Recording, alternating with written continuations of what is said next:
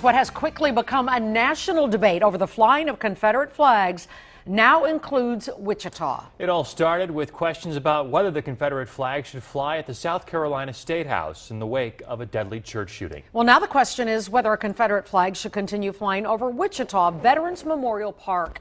KAKE's Chris Frank live downtown Wichita with both sides of the local debate. Hey, Chris.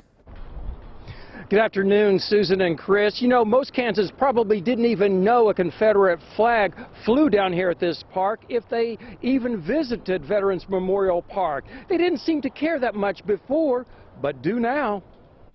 I do think it should be taken down. I'm saying it should be there. It's part of American history. For some, this flag, so connected to the shootings in Charleston, represents racism, but to others, not. Does it represent racism?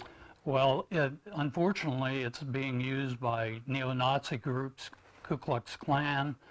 The shooter in Charleston, South Carolina, was holding a Confederate flag.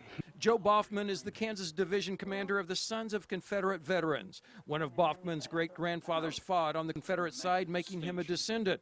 The Boffman living room is lined with prints of Civil War scenes. He also has various Confederate flags and can explain their subtle differences.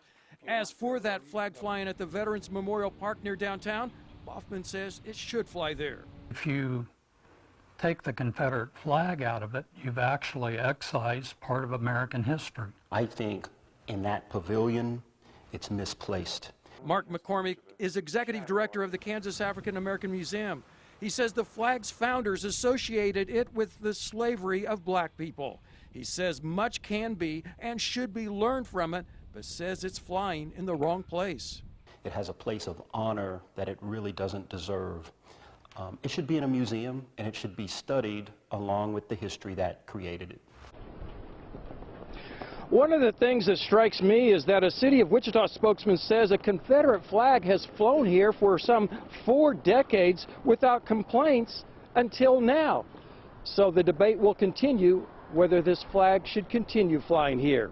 Live in downtown Wichita, Chris Frank, KAKE News. Thank you, Chris. And South Carolina Governor Nikki Haley has called for the Confederate flag to be removed from the grounds of the State House. Today, 4 former South Carolina governors issued a statement backing her.